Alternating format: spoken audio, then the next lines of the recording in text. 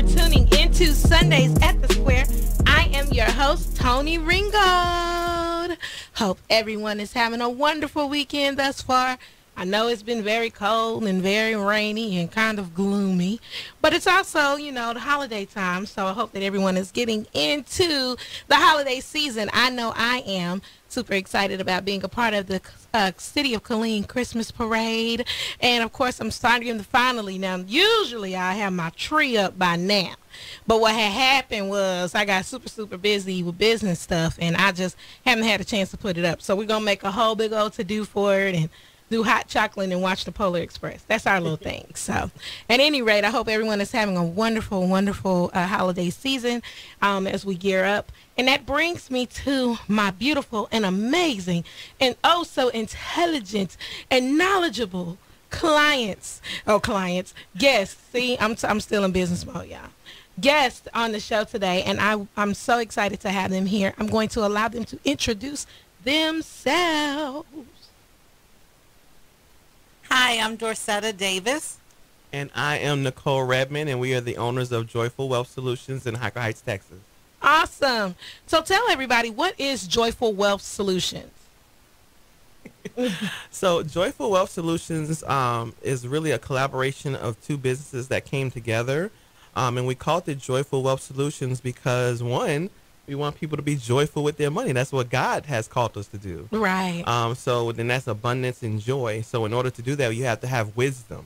So that's why we say Joyful Wealth Solutions, where our slogan is wealth rooted in wisdom and manifested in joy. I love it. Say that one more time. Wealth rooted in wisdom and manifested in joy. I love it. I love it. Wisdom and joy. Awesome. So tell me, how did you ladies grow to, okay, so I know you, Nicole. I've had you on the show before, I think twice. Yes. And so I know you very well. And of course, I have met Ms. Dorsetta and seen her in many different arenas throughout my time living in this area. So I'm just interested in finding out how you guys actually connected. It's a funny story. Yes. I was already in the financial industry. I was doing credit repair, and I was at a meeting, and I met Nicole, and she asked me what I did, and I told her, and then she was like, hey, I need your services. Yeah. And so anyway, instead of just allowing her to partake in the services, I wanted her to join me in business. Yeah. So we started that MLM business together, and then Nicole was like, Dorsetta, we can do so much more together. So we branched off and we started our own business. I love it. So, you know, at Sundays at the Square, we are all about, you know, offering services or advice or letting people know about the things that are going on in the community that are nonprofit or that are here to help people. And so I came to their ribbon cutting. Thank you. And it was just wonderful. And I just love the support and the camaraderie between other entrepreneurs. I think every person I saw there was an entrepreneur in one way or another. And so it was great to see everyone there.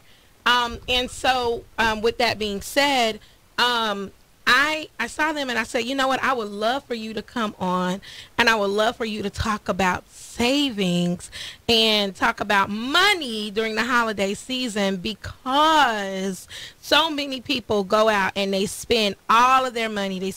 They break the bank, you know, killing themselves trying to, you know, buy all of these things. They go into debt and they enter the new year in debt.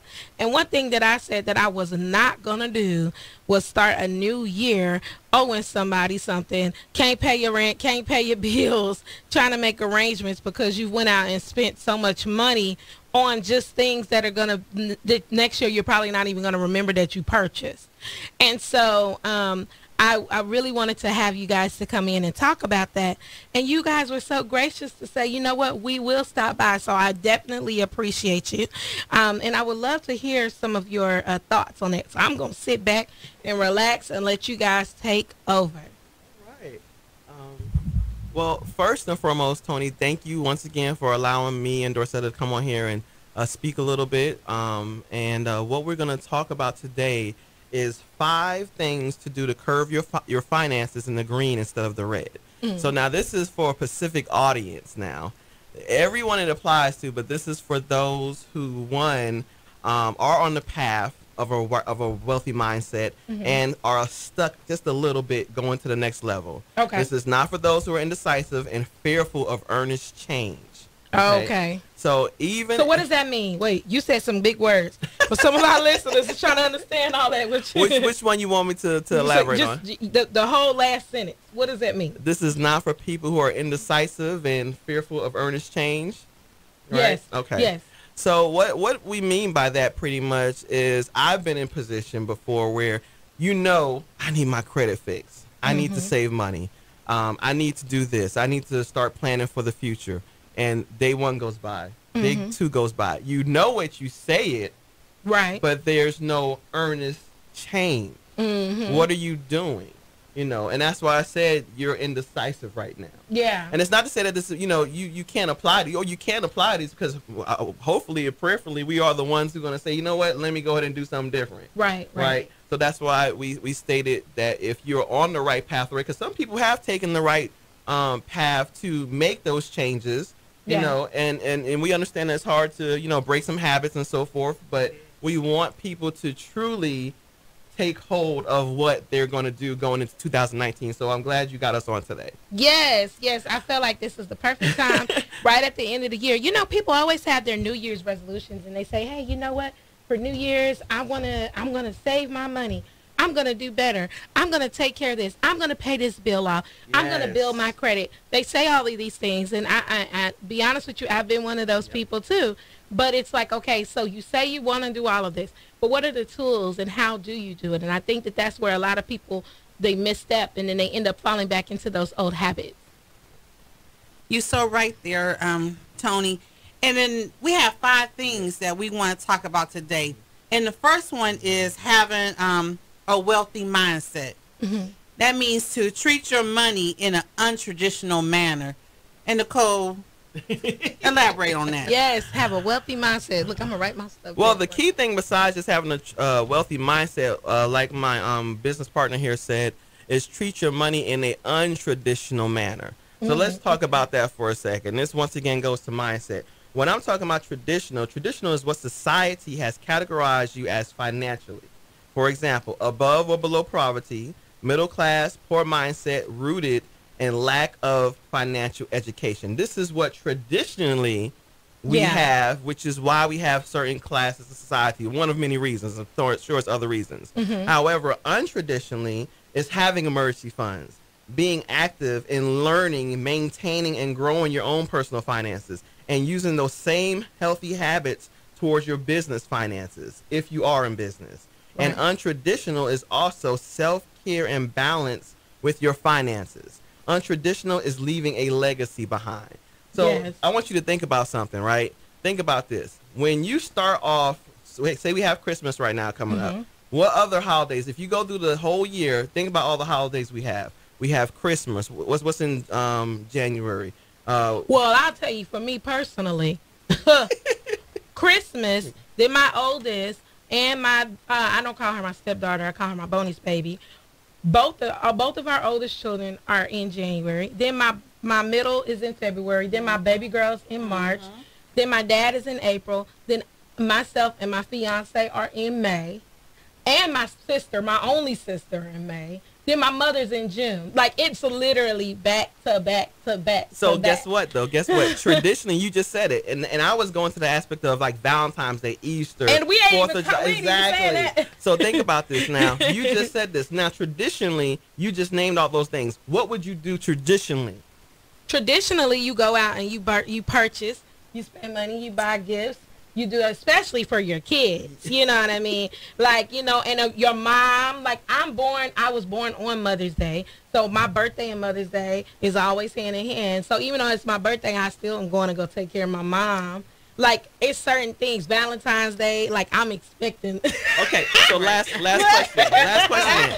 Just think now. Just think now. You said all those things. Now, Yes. this is, most Americans do this now. Yeah, it's true. Especially, you know, our culture does this more too. Yes. Now, think about this.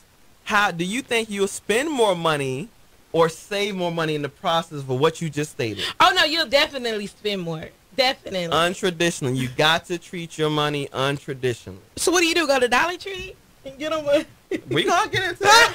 What's the next thing we got, sis? So step number 2 is for every person you spend a gift on, take 5% of the cost and save it. Dun, dun, dun, dun, dun.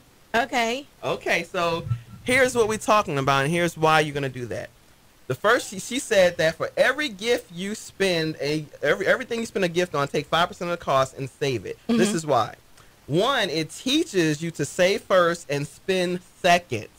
Okay. Okay. That's the first thing. Ooh, save first. Wait, that's a word, honey. That's a word. Save first and spend second. Save first and spend second. Now this is for these holidays. Now think about it. If you're in Walmart, and you're getting ready to purchase something that's $25, 5% of that. It's $5. You're gonna put that to the side. No. Well, I'm saying 20% of that. Wait, hold on. Let me do my math. Okay, 250. Wait, 25. Okay, so $1.25 is what we'll put up. Okay. Right? Yes. Okay. Listen, I'm not no dummy. I just had a dummy moment. It was $1.25. Okay, I'm redeeming myself. Thank you. All right. So pretty much, make sure you get your calculator. 5% of what you spend, you're gonna save that. So this is the thing. This is why this is going to have you really think about if you have it to spend. Right. Because if you don't have it to spend, why should you have it to save? It should be the other way around. Okay. Okay. Save first. Save first. Spend second. Spend second. Okay. Okay. Once again, I'm going to go into number 2. It allows you to think about how much money you are actually spending on gifts with the possibility of no value. You just said that. Right. You see, right, sis? Especially the kids stuff, because they're going to play with it for like 3 or 4 days, and then they'll start going to play with H-E-B bags and boxes and stuff again. We spend so much on children, Yes. and they do not appreciate it. Yes. Yeah. Not appreciate it at all. Yeah. So why take all that effort and money, Yes. spend on them children, Yes. Right. for them to play with it for 5 minutes and then put it down for the rest of the year? Then we're talking about, like we said, legacy. Legacy. Okay. So this is everything we're giving you right now is mindset and things you can implement immediately to change a little those habits. Is it going to be a challenge? Yes, it is. The other thing with that, it allows you to put your financial freedom first and not second, which we kind of said that. Yeah. Okay. And 4, if you can't save it, you shouldn't spend it. True. Okay. So if you cannot can't save it, you shouldn't spend it. Don't have me Okay. check my phone. I know. Phone check. So that's the key to, for every person you spend a gift on, take 5% of the cost and save it. Okay, so we're going to take a break. It's getting good in here, folks. But we'll be right back with Sundays at the Square. Don't touch that dial.